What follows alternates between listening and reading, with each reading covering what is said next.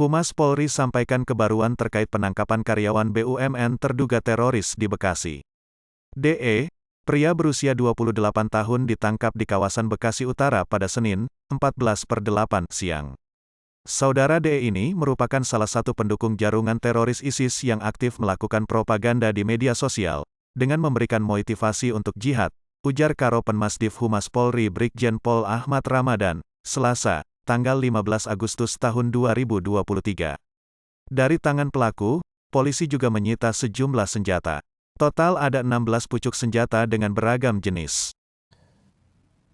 Hari ini kita akan menyampaikan preskon terkait dengan penegakan hukum terhadap pelaku tindak pidana terorisme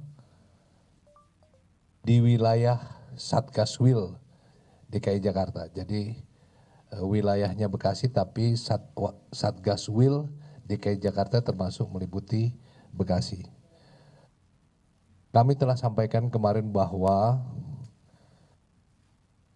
satu orang telah diamankan dengan inisial DE, di mana pelaku ditangkap kemarin 14 Agustus 2023 di wilayah Bekasi.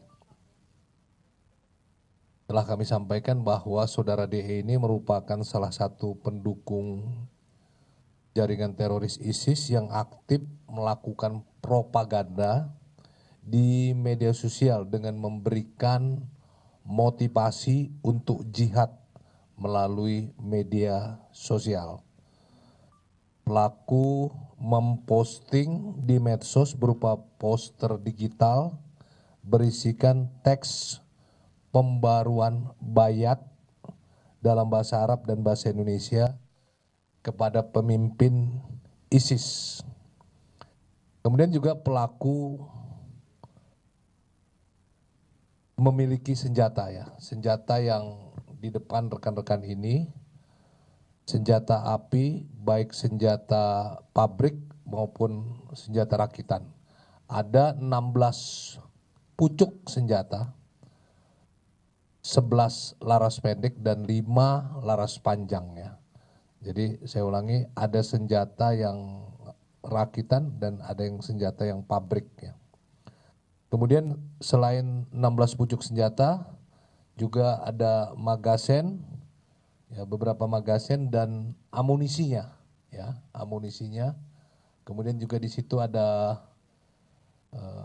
PC komputer yang masih didalami dan beberapa barang bukti lain. Nah ini saat ini tersangka DE telah diamankan oleh Densus 88, kemudian Densus 88 Anti Teror Polri masih mendalami, masih mengembangkan kasus ini Baik, untuk lebih detail penjelasannya kami persilakan Kombes Aswin untuk memberikan penjelasan. Waktu dan tempat kami persilakan. Assalamualaikum warahmatullahi wabarakatuh. Terima kasih, Jenderal. Mohon izin menambahkan sedikit. Pertama, yang perlu kami tegaskan bahwa DE adalah pendukung aktif dari Islamic State atau ISIS yang kita kenal dengan Daulah itu, Jenderal Awalnya yang bersangkutan pada tahun 2010 itu pernah bergabung dengan jaringan Mujahidin Indonesia Barat. Itu pimpinan WM sudah pernah ditangkap. Namun setelah memang jamaahnya bubar, Jenderal. Jamaahnya menyebar. Salah satunya adalah saudara DE ini yang kemudian dengan bahasa kita menjadi berselancar bebas di memanfaatkan ruang sosial media. Pada 2014, DE pertama sekali menyatakan baiat kepada Amir ISIS.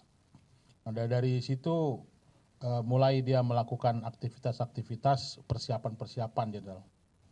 Jadi yang bersangkutan melakukan latihan, kemudian melakukan pengumpulan peralatan-peralatan yang dibutuhkan. Nah, yang bersangkutan itu memang sangat aktif di sosial media sampai beberapa akun sebelumnya itu sudah di-report dan ditutup oleh Facebook maupun YouTube karena diduga mempropaganda aksi terorisme.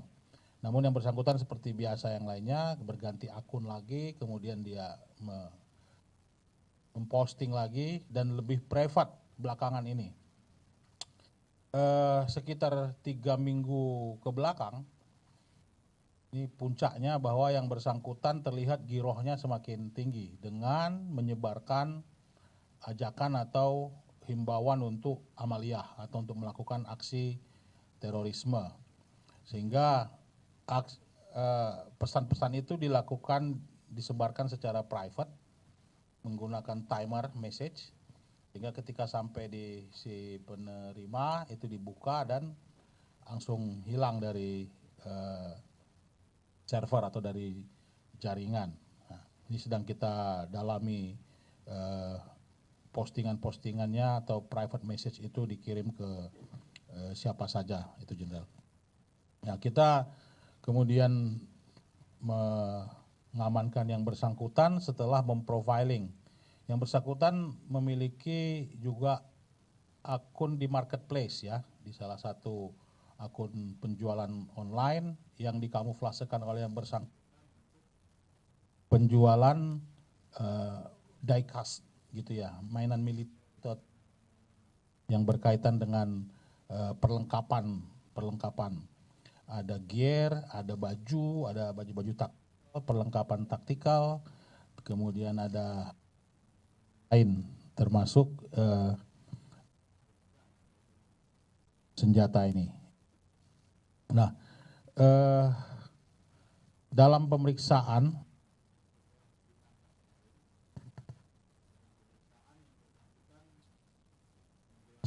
bahwa inspirasi karena memiliki giroh setelah melihat aksi pemberontakan atau penanganan dari Mako teroris di Mako. Ini dalam keterangannya ini masih kita dalami, Jenderal. Sehingga yang bersangkutan melakukan latihan-latihan, ya, sudah beberapa kali melakukan latihan, ya, kemudian memiliki rencana atau niatan untuk melakukan aksi kembali ke Makobrimob yang di Kelapa II dan Makobrimob yang di Jawa Barat. Juga terhadap beberapa markas tentara yang sudah dikenali atau ditandai, diprofiling oleh yang bersangkutan. Nah, dari sini kita kemudian melakukan penggeledahan ke rumah dan kita sangat dikagetkan dengan barang bukti yang kita temukan pada hari ini. Seperti tadi yang Jenderal jelaskan, di antara senjata tersebut ada 4 yang memang pabrikan, ada 5 yang modifikasi, Jenderal, modifikasi dari air gun menjadi senjata api penuh, itu ya. Juga ada 2 pen gun itu yang bisa isinya 1 peluru tuh, Jenderal, kemudian ditembak langsung ke badan dalam jarak dekat gitu ya, pen gun. Dan yang lainnya nanti mungkin bisa kita tunjukkan pada saat selesai konferensi pers ini.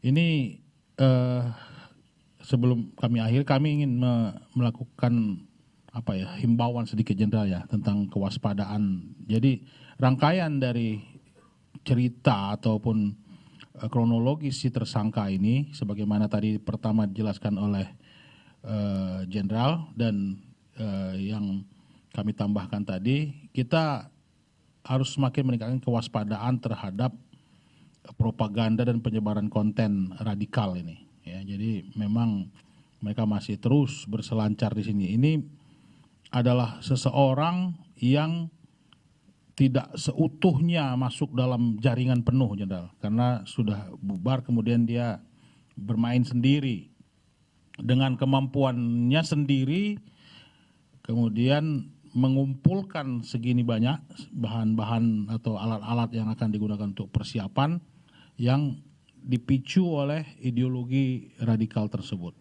Nah, yang kedua, bahwa pergerakan kelompok ISIS, pendukung ISIS dan jamaah-jamaah yang atau kelompok-kelompok yang mendukung ISIS ini tidak pernah berhenti. Meskipun tidak terlihat di mata kita mereka berkumpul, tidak melakukan aktivitas-aktivitas kelompok, tetapi perorangan juga ada ternyata, seperti DE ini. Nah, ini yang harus kita menjadi pembelajaran baru juga untuk kami dan kita semua nih, Jenderal. Dengan adanya senjata ini, mari kita lihat bahwa bukan cuma senjata pabrikan yang berbahaya, tapi modifikasi yang dari senjata air gun ataupun air soft gun itu, Jenderal, itu juga dapat ditingkatkan menjadi senjata api dengan kemampuan, Jenderal, itu juga dapat ditingkatkan menjadi senjata api dengan kemampuan atau dengan keahlian seseorang gitu. Nah, ini dalam konteks ini mungkin kita perlu kerjasama nanti dengan beberapa Polda juga, Jenderal, termasuk Polda Metro di mana wilayah hukumnya ini, untuk mengungkap bagaimana ini bisa terlaksana atau perdagangan airsoft gun-nya, kemana nanti menjualnya dan sebagainya. Nah, saya kira kerjasama dari Densus dengan berbagai pihak akan semakin diintensifkan untuk mencegah dan menangkal paham radikalisme, kemudian peredaran senjata api yang sampai menyasar atau masuk ke dalam kelompok-kelompok pendukung Islamic State atau ISIS dan kelompok teror lainnya. Dari kami cukup demikian, Jenderal. Nanti akan kami coba terangkan setelah ini. Mungkin dari barang bukti yang ada bisa kita tanya jawab. Baik, terima kasih Pak Aswin.